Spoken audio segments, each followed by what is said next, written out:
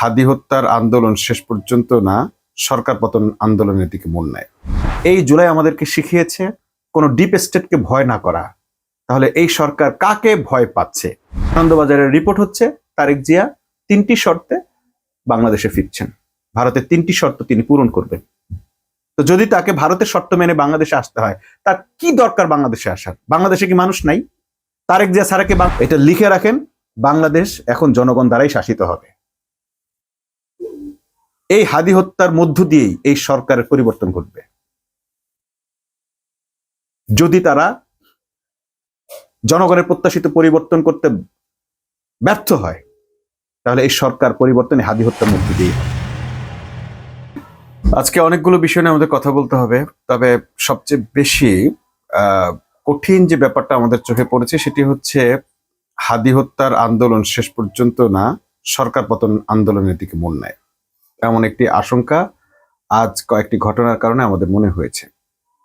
এবং আমার কাছে মনে হচ্ছে যে এটা অনিবার্য হয়ে উঠতে পারে যে আন্দোলনটি শেষ পর্যন্ত ইউনূস সরকারের পতনের জন্য আন্দোলন শুরু করতে পারে।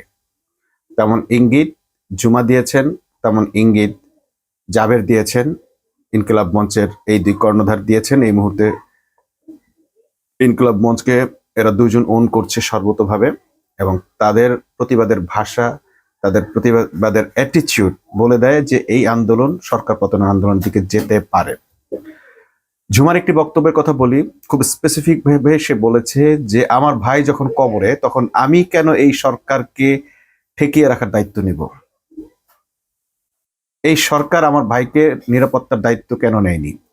সেই সরকারকে ঠেকে রাখার দায়িত্ব কেন আমাকে নিতে হবে? এই সরকারের বিরুদ্ধে ষড়যন্ত্র হচ্ছে, সেই ষড়যন্ত্র মোকাবেলায় আমাদেরকে কেন এখন এগিয়ে আসতে হবে? এই সরকার কি আমার ভাইকে রক্ষা করতে পেরেছে বা করেছে? এই সরকার কি এখন পর্যন্ত হাদির হত্যাকারীদের গ্রেপ্তার করতে পেরেছে? পারেনি। তাহলে এই সরকারকে ঠেকানোর দায় আমাদের কেন হবে? তিনি স্পষ্টভাবে বলেছেন লাইথেয়া উপদেষ্টাদেরকে বের করে দেওয়া হোক। ঠিক এই শব্দটা এসে ব্যবহার করেছে। জাবের বলেছে স্বরাষ্ট্র উপদেষ্টাকে কেন আপনি এখন পদত্যাগ করবেন? আপনি তো আরো আগে পদত্যাগ করার কথা ছিল, আপনি পদত্যাগ করেন নাই। হ্যাঁ, এখন করেন, কোনো আপত্তি নেই, কিন্তু কার কারণে আপনি পদত্যাগ করছেন? আপনাকে দায়িত্ব দেওয়া হয়েছে যেটা, আপনি সেটা না করে পদত্যাগ কেন করছেন? আপনার পদত্যাগের দাবি তোলার অর্থ এই নয় যে আপনি পদত্যাগ করে চলে যাবেন। আপনাকে কেন দায়িত্ব পালন করতে দেওয়া হয়নি? কারা বাধা দিয়েছে?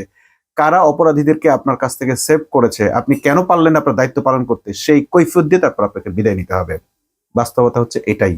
আপনি দায়িত্ব নিলেন আর দায়িত্ব থেকে অব্যাহতি নিয়ে নিলেন, এইটা মাঝখান থেকে আপনি কিছু লেনদেন করে ফেললেন, কিছু অকাম কুকাম করে ফেললেন, ব্যাপারটা এমন নয়। দায়িত্ব যে কয়দিন পালন করেছেন প্রত্যেকটা দিনের কৈফিয়ত আপনাকে দিয়ে যেতে হবে। মাননীয় স্বরাষ্ট্র উপদেষ্টাকে এটা জনগণের পক্ষ থেকে ভালোভাবে বুঝিয়ে দেওয়া দরকার যে পদত্যাগ করে ফেললাম, জনগণ ঠান্ডা হয়ে যাবে না। আইন উপদেষ্টা তিনি নিজে নিজের অসহায়ত্ব তুলে ধরছেন, বলছেন যে এত 4 ঘন্টার মধ্যে 800 মামলার জামিন হয়ে গেল কি করে? এই প্রশ্নের উত্তরটা তো তার দেওয়ার কথা। তিনি প্রশ্নের উত্তর না দিয়ে উল্টো জনগণের কাছে প্রশ্ন তুলছেন। কেন তুলছেন? তিনি অসহায় হয়ে গেছেন? কার কারণে তিনি অসহায়, তিনি সেটা কেন খোলাসা করছেন না? এই জুলাই আন্দোলন আমাদেরকে কয়েকটা স্পেসিফিক জিনিস শিখেছে, সেটি হচ্ছে ভণ্ডামি পরিহার করে স্বচ্ছ রাজনীতি শুরু করা। সেই স্বচ্ছ রাজনীতি কেন তারা করতে পারছেন না? এই জুলাই আমাদেরকে শিখিয়েছে কোনো ডিপ স্টেটকে ভয় না করা। তাহলে এই সরকার কাকে ভয় পাচ্ছে? এই কথাটাই সরকারকে উপদেষ্টাদেরকে অবশ্যই প্রকাশ করতে হবে এবং স্পষ্ট করতে হবে তারা কাকে ভয় পায়, নাকি তারা নিজেরাই নিজেদের জন্য একটা গড় তৈরি করে রেখেছে। একটা গল্প পড়েছিলাম ছোটবেলায় যে মানুষ তার একজন গড় চায়, একজন শাসক চায়, একজন সরকার চায়। তো সেই এলাকায় সমুদ্রের মধ্যে কিছু মানুষ সমুদ্রের পাড়ে আটকা পড়েছে। তো তাদের মধ্যে কোনো কাউকে তারা গড হিসেবে খুঁজে না পেয়ে বা সরকার হিসেবে খুঁজে না পেয়ে তারা একটা কাঠের টুকরাকে শেষ পর্যন্ত তাদের হুকুমদাতা, গড বা সরকার হিসেবে গ্রহণ করে ফেলে, এবং সেই কাঠের কথা মতো নাকি তারা চলে। অর্থাৎ কাঠ কোনোভাবে তাদেরকে নির্দেশনা দেয়, কাঠের টুকরা। এটা মানুষের মনস্তাত্ত্বিক চিন্তা। এইরকম কোনো মনস্তাত্ত্বিক দৈত্যকে, মনস্তাত্ত্বিক কোনো প্রভুকে, মনস্তাত্ত্বিক কোনো শক্তিকে তারা নিজেদের জন্য গডফাদার বানিয়ে নিয়েছেন কিনা, গড বানিয়ে নিয়েছেন কিনা, এটা আমরা জানতে চাই উপদেষ্টাদের কাছে। আপনার যতটুকু শক্তি আছে, ততটুকু দিয়ে আপনি কেন আপনার প্রত্যাশাকে পূরণ করছেন না? এই আসিফ নজরুল, আপনি তো নিজেই বলেছেন আমি যদি কোনোদিন সরকারে যাইতাম আমি তো মন প্রাণ দিয়ে কাজ করে ফেলতাম। এটা নিয়ে অনেক ট্রল হয়েছে। তো আপনি মন প্রাণ দিয়ে কেন কাজ করছেন না? কে আপনাকে বাধা দিচ্ছে? আপনি সেটা কেন প্রকাশ করছেন না? অনেকেই বলে রাজনৈতিক শিষ্টাচারের কারণে অনেক কিছু বলা যায় না। কোথায় শিখলেন এই শিষ্টাচার? শিষ্টাচার শব্দটাও তো যেখান থেকে আসছে সেখানকার শিষ্টাচারের সাথে কোনো মিল নাই। যেটাকে শিষ্টাচার বলা হয় সেটা আদৌ শিষ্টাচার নয়। খুনিকে রক্ষা করা কি শিষ্টাচারের মধ্যে পড়ে? অনেকে বলেন অমুক দলের প্রধান, অমুক দলের এত বড় নেতা, সে চোর হইলে, সে খাম্বাচোর হইলে তাকে খাম্বাচোর বলা যাবে না। কেন বলা যাবে না? সেই রাজনীতি ভুলে যান। পুরোনো দিনের রাজনীতি আপনার টোটাল ভুলে যেতে হবে। এখন যে কোনো রাজনৈতিক দলের প্রধানকে, নেতাকে যদি আপনার কাছে তার অপরাধী মনে হয় তাকে, আপনি অবশ্যই তাকে কথা বলতে পারেন। এই যে আজকের প্রজন্ম যে বলতে শিখেছে যে লাত্তি মেরে বিদায় করতে হবে, এই কথা বলতে জানতে হবে। বিশ্ববিদ্যালয়ের শিক্ষার্থীরা ফ্যাসিবাদীর সাথে জড়িত শিক্ষকদেরকে তালিকা করে স্ট্যান্ড রিলিজের জন্য আবেদন করেছে। সরকার কেন পারছে না তাদেরকে স্ট্যান্ড রিলিজ করতে? আপনাদেরকে বারবার চোখে আঙ্গুল দিয়ে দেখানো হচ্ছে তুরস্কে যখন এরদোয়ানের বিরুদ্ধে কু হয়েছিল তখন এরদোয়ান কি কি স্টেপ নিয়েছে, আপনারা কেন পারছেন না সেই স্টেপগুলো নিতে? কে বাধা দিচ্ছে আপনাদেরকে? আবার ওইদিকে অন্য অনেক ধরনের স্টেপ তো আপনারা নিচ্ছেন, কেউ তো বাধা দিচ্ছে না। তাহলে এই স্টেপগুলো আপনারা কেন নিচ্ছেন না? আপনারা কাকে ভয় পাচ্ছেন? আদৌ কি আপনারা কাউকে ভয় পাচ্ছেন নাকি কারো প্রেসক্রিপশন বাস্তবায়ন করছেন?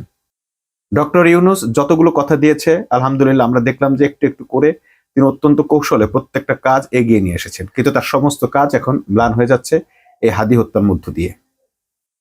ওসমান হাদিকে হত্যা করে পুরো রাষ্ট্র ব্যবস্থাকে একটা প্রশ্নের মুখে ঠেলে দেওয়া হয়েছে। তাহলে এই ওসমান হাদির হত্যার সঙ্গে এই দেশীয় যারা, আপনারা ভিনদেশীদের দায়ী করেন ঠিক আছে, এই দেশের যারা দায়ী তাদেরকে কেন খুঁজে বের করতে পারছেন না? তাদেরকে সন্দেহভাজন হিসেবে গ্রেপ্তারটুকু কেন করতে পারছেন না? 200 জন মানুষ গ্রেপ্তার হলে সমস্যাটা কোথায়? প্রথম আলোতে হামলা হয়েছে, ডেইলি স্টারে হামলা হয়েছে, তার জন্য 15 জনকে আপনারা গ্রেপ্তার করেছেন। তারা এই 15 জন কি অপরাধী? এখানে তো জনগণের একটা প্রসেশন ছিল, জনগণ সেখানে অংশ নিয়েছে। 15,000 তো আপনারা গ্রেপ্তার করেন নাই, 15 জন করেছেন। এই 15 জনের মধ্যেও সবাই অপরাধী নয়। ফ্যাসিবাদী শক্তিগুলোকে যখন উপড়ে ফেলা হয় সরকার সেটাকে কেন রক্ষা করে? সরকার যাদেরকে ভয় পায় আমরা দেখছি সেটা হচ্ছে মিডিয়াকে। তো এই মিডিয়াকে কেন সরকারের ভয় পেতে হবে? এই মিডিয়ার প্রত্যেকটা মিডিয়া তৈরি হয়েছে আওয়ামী লীগ ঔরসজাত, প্রত্যেকটার মালিক আওয়ামী লীগ। সেই আওয়ামী লীগের কাছ থেকে এখন বিএনপি মালিকানা নিয়েছে। এই ব্যক্তি মালিকানা টেলিভিশন গুলোকে ব্যক্তির ইচ্ছাধীন কেন চলতে দেওয়া হবে? যারা এতদিন ফ্যাসিবাদী সরকারকে সাপোর্ট দিয়ে 15 বছর ক্ষমতায় রেখেছে, সেই সাংবাদিকদের কথা মতো কেন রাষ্ট্রকে চলতে হবে, ডক্টর ইউনূসকে চলতে হবে? তাদের সমালোচনায় ভয় পেয়ে কেন আসিফ নজরুলকে মুখ বন্ধ রাখতে হবে? সবাই আসিফ নজরুলকে গালাগালি করে, ট্রল করে, কেন? তার মধ্যে কি সততা নেই, স্বচ্ছতা নেই? তিনি কি জুলাই আন্দোলনের ভূমিকা রাখেননি? রেখেছেন। স্বরাষ্ট্র উপদেষ্টা সৎ মানুষ, ভদ্র মানুষ, ভালো মানুষ, অনেক কিছু আমরা শুনেছি, দেখেছি। তিনি কেন বলতে পারছেন না যে তাকে কে ব্যর্থ করছে? ইউনূস সরকার তো সবচেয়ে ভদ্র মানুষ, তার সদিচ্ছা নিয়ে তো কারো সন্দেহ নাই। তাহলে তিনি কেন তার সত্যটা বলতে পারছেন না? তিনি তো বলেছিলেন তিনি সব বলে যাবেন। এখনই বলেন, বলেন আপনাকে কে বাধা দিচ্ছে? বাংলাদেশ থেকে আওয়ামী লীগ বিদায় নিয়েছে, আরো এরকম কোন বড় শক্তি বিদায় নিবে? ফ্যাসিবাদের পক্ষ যারা নিবে, সে যত বড় শক্তি হোক তাকে বিদায় নিতে হবে। এই বাংলাদেশ বাংলাদেশের জনগণের। বাংলাদেশ কখনো কোনো তাবেদারি শক্তির হুকুম মতো আর চলবে না। 54 বছর বাংলাদেশ স্বাধীনতার, একটি স্বাধীনতার শুধু পতাকা ছাড়া আর কোনো ঘোড়ার ডিমও পায় নাই। সে স্বাধীনতার পতাকা দেখে ধর্ষণ করা হয়েছে বাংলাদেশকে। একটা পতাকা দিয়ে পুরো বাংলাদেশকে এই 54 বছর ধরে ধর্ষণ করে যাচ্ছে কারা? আজকে পিনাকি দেখলাম একটা ডায়লগ শেয়ার করেছে একজন বিদেশি দার্শনিকের, যে বদমাইশের সর্বশেষ অস্ত্র হচ্ছে দেশপ্রেম। সে তখন দেশপ্রেম, মানুষের সামনে দেশপ্রেম তুলে ধরে। এই বদমাইশরা এই মুক্তিযুদ্ধকে, এই দেশকে বিক্রি করেছে, এদের বদমাইশের কাছে বিক্রি করেছে। এই তারেক জিয়া এখন বিক্রি করা শুরু করছে 71কে। যাদের সঙ্গে তারা এতদিন আন্দোলন করেছে, হাসিনা পতনের আন্দোলন করেছে, তারা সরকার গঠন করেছে, সাপোর্ট নিয়েছে, সমর্থন নিয়ে তারা সরকারে বারবার এসে যে দুর্নীতি করে দেশের 12টা বাজাইছে, সেই তাদেরকে এখন আবার তারা সেই দেশের জন্য সবার আগে দেশ বলে তাদেরকে বিচ্ছিন্ন করছে, তাদের বিরুদ্ধে কথা বলছে, 71-এর বিরোধী শক্তি বলছে। ঠিক যে কথাগুলো আওয়ামী লীগ এতদিন বলতো, যে কথাগুলো ভারত বলতো। আনন্দবাজারের রিপোর্ট হচ্ছে তারেক জিয়া 3টি শর্তে বাংলাদেশে ফিরছেন। ভারতের 3টি শর্ত তিনি পূরণ করবেন। তো যদি তাকে ভারতের শর্ত মেনে বাংলাদেশে আসতে হয়, তার কি দরকার বাংলাদেশে আসার? বাংলাদেশে কি মানুষ নাই? তারেক জিয়া ছাড়া কি বাংলাদেশ 17 বছর চলে নাই? 1.5 বছর কি শেখ হাসিনা ছাড়া বাংলাদেশ চলে নাই? বাংলাদেশের কি ক্ষতি হয়েছে? অর্থনৈতিক সূচকও তো বেড়েছে। তারেক জিয়াকে কেন বাংলাদেশে আসতে হবে? কেন বিএনপি তারেক জিয়াকেই চালাইতে হবে? কেন জিয়াউর রহমানের পরিবারকেই লাগবে বিএনপি চালাইতে? কোন রাজনৈতিক সংগঠনের গঠনতন্ত্র কি এভাবে তৈরি হয় যে ওই পরিবারের সদস্য দিয়ে চলতে হবে? এটা কি রাজতন্ত্র? সৌদির রাজতন্ত্রকে সবাই গালাগাল করে, অথচ সেই রাজতন্ত্রের প্যাটার্নে তারা নিজেরা সবসময় চলে। শেখ মুজিবের কন্যা হিসেবে শেখ হাসিনা, শেখ হাসিনার সন্তান পুতুল এভাবে আসবে। আবার জিয়াউর রহমানের স্ত্রী, জিয়াউর রহমানের স্ত্রীর পর তার সন্তান, তারা কি যোগ্য নাকি যোগ্য না? তারা কি দলের সিনিয়র লেভেলের কেউ কিনা, বা তাদের মধ্যে থেকে এর বাইরে কি আর দলের কেউ আছে কিনা যোগ্য? কোনো কিছুরই কোনো হিসাব নিকাশ নেই। এটা কেন হবে? এটা কি পারিবারিক সমিতি? তারেক জিয়াকে এখনো বাংলাদেশের রাজনীতিতে কারা প্রাসঙ্গিক করে রেখেছে? যে মুচলেকা দিয়ে ব্রিটিশ নাগরিক হয়ে বাংলাদেশ থেকে বিদায় নিয়েছে, বাংলাদেশ থেকে গিয়ে অন্য দেশে আশ্রয় নিয়েছে, তাকে কেন বাংলাদেশের মানুষের গণমানুষের নেতা বলতে হবে? দেশ নায়ক বলতে হবে কি? যে দেশেই থাকে না সে কিভাবে দেশ নায়ক হয়? বাংলাদেশের ইতিহাসে দেশের জন্য জীবন দেশে এমন ইতিহাস আছে, বিভিন্ন দেশের ইতিহাস আছে, উপন্যাস আছে, নাটক আছে, গল্প আছে। দেশপ্রেমের উদাহরণ তো আমরা জানি। তারেক রহমান কোন দেশপ্রেমটা দেখিয়েছেন? নিজেকে বাঁচাতে তিনি বিদেশে পালিয়েছেন, মুচলেকে দিয়ে পালিয়েছেন, আর কোনোদিন রাজনীতিতে ফিরবেন না। এখন তিনি আবার ভারতের শর্তে বাংলাদেশে আসবেন কেন? হোয়াই? তার আসার দরকারটা কি? দেশ বিক্রির জন্য বাংলাদেশে তিনি কেন আসবেন? বাংলাদেশ কি তার তার সম্পদ? তিনি তো ব্রিটিশ নাগরিক। তার স্ত্রীরও ব্রিটিশ পাসপোর্ট আছে বলে আমরা সোশ্যাল সাইটে দেখতে পাচ্ছি। তিনি ব্রিটিশ নাগরিক হিসেবে ব্রিটিশ একটি কোম্পানির সঙ্গে ব্যবসা বাণিজ্য করছেন, কোম্পানি দিয়েছেন, তারও তথ্য আমাদের কাছে আছে। কই বিএনপির পক্ষ থেকে কেউ দাবি করেন এটা মিথ্যা। এমনকি আনন্দবাজার যে তথ্যটা দিয়েছে যে 3টি শর্তে বাংলাদেশে ফিরছে তারেক রহমান, সেটারও কোনো রিজয়েন্ডার তারা দেয়নি, যেটা মিথ্যা। তাহলে কেন এমন লোককে দেশে আনতে হবে, বা তাদের কথায় কেন বাংলাদেশে আজকে এই পরিস্থিতি সৃষ্টি করতে হবে? সন্ত্রাসীদের ব্যাপারে আপনারা কেন জিরো টলারেন্স দেখাতে পারছেন না? ভয়টা কোথায়? এইটা আপনাদেরকে আজকে প্রকাশ করতে হবে, নয়তো বাংলাদেশের জনগণ এবং এই বিপ্লবীরা, জুলাই আন্দোলনের বিপ্লবীরা যেভাবে রাস্তায় নেমে এসেছে, এক হাদি আসলে বড় ব্যাপার ছিল না। হাদি হচ্ছে বাংলাদেশের সার্বভৌমত্বের প্রতীক। ভারতের হেজিমনির বিপরীতে, ভারতীয় কালচারের বিপরীতে, ভারতীয় আধিপত্যবাদের বিপরীতে এমন শক্তিশালী একটি কণ্ঠস্বরকে যখন নিশ্চিহ্ন করে দেওয়া হয়, হত্যা করা হয়, তখন তো বাংলাদেশের সরকারেরই সবচেয়ে বড়, সবার আগে নড়ে চড়ে বসা উচিত ছিল। এবং আমরা প্রথম দিকে সেটাই মনে হয়েছে আমাদের, যে সরকার নড়ে চড়ে বসেছে। হ্যাঁ, তবে সেটা তার চিকিৎসার ক্ষেত্রে আন্তরিকতা দেখিয়েছে, কিন্তু অপরাধীদের গ্রেপ্তারের ক্ষেত্রে তাদের বিন্দু মাত্র আগ্রহ আমরা দেখছি না। এই সরকারকে পরিচালিত করছে একজন জোকার, যার পরিচয়ে কখনো অস্ত্র ব্যবসায়ী, কখনো সাংবাদিক, কখনো কি বলে অনুসন্ধানী সাংবাদিক, এরপরে এর আরো অনেক পরিচয় আছে, ব্ল্যাকমেলের হিসেবে তার পরিচয় আছে। বিভিন্ন জনের সঙ্গে সে গোপন লেনদেন করে তারপর সেগুলোর ফুটেজ রেখে ব্ল্যাকমেল করে। এরা কি বাংলাদেশের সরকারকে ব্ল্যাকমেল করতে পারে? ইউনূস সরকারের মতো একটা শক্তিশালী গ্রহণযোগ্য সরকারকে কিভাবে ব্ল্যাকমেল করে এরকম কয়েকজন সাংবাদিক? প্রথম আলোতে যারা হামলা করেছে সেই জনগণের মধ্য থেকে আপনারা 15 জনকে যদি গ্রেপ্তার করতে পারেন, তাহলে হাদি হত্যাকারীদের কেন গ্রেপ্তার করতে পারছেন না? সবাইকে তো অপরাধী হওয়ার দরকার নেই, আপনি তো সন্দেহভাজন কয়েকজন গ্রেপ্তার করবেন। হাদি হত্যার সবচেয়ে প্রধান সন্দেহভাজন যে, তাকে আপনারা গ্রেপ্তার করছেন না এখন পর্যন্ত। সে বাংলাদেশের কি হয়ে গেছে? তাকে গ্রেপ্তার করলে কি হবে? বেগম জিয়াকে বাংলাদেশে গ্রেপ্তার করা হয়েছে, কি হয়েছে? কি বাংলাদেশকে উল্টাপাল্টা হয়ে গেছে, উলটপাল্টা হয়ে গেছে? তো মির্জা আব্বাসকে গ্রেপ্তার করলে কি হবে? কিচ্ছু হবে না। সাহস করে করেন, অপরাধী না হলে ছেড়ে দেন। কোন আইনে লেখা আছে নিরপরাধ কাউকে গ্রেপ্তার করা যাবে না? সন্দেহভাজন মানুষকে তো গ্রেপ্তার করা আইন আছে বাংলাদেশে, করেন। তার কাছ থেকে তথ্য নেন, তার সিসিটিভি ফুটেজ, তার বাড়িতে কে আসছে গেছে সিসিটিভি ফুটেজ দেখেছেন এখন পর্যন্ত? দেখেন নাই। কেন আপনাদের তার প্রতি সন্দেহ হচ্ছে না? ওই যে জোকার নাইন বলছে যে ভারতে চলে গেছে, ভারত থেকে আসছে, এইসব গল্প কেন আপনারা শুনতে যান? সে যে সমস্ত তথ্য দিয়েছে, এরকম তথ্য পাওয়ার তার কোনো সোর্স আছে বাংলাদেশে? ইম্পসিবল। কোনো খুনি এই ধরনের সোর্স মেনটেন করে না। আবারও বলছি, এই সরকার বেশ কিছু ভালো উদ্যোগ নিয়েছে। একটি বড় রাজনৈতিক দল এবং বিএনপি, আমি নাম বলছি, তারা এই সরকারকে ব্যর্থ করে দিচ্ছে। এটা আমরা জনগণ জানি, সরকারও জানে। তা সরকার কেন এই নামটা প্রকাশ করতে পারছে না? বাংলাদেশ কি বিএনপি ছাড়া চলবে না? বাংলাদেশ এখন বিএনপি তো ভারপ্রাপ্ত আওয়ামী লীগ হয়ে গেছে। বিএনপি রাজনৈতিক দল হিসেবে তাকে আপনি স্থান দেন, সবকিছু করেন, কিন্তু খুনিদেরকে কেন আপনি রাজনীতি করতে দিবেন?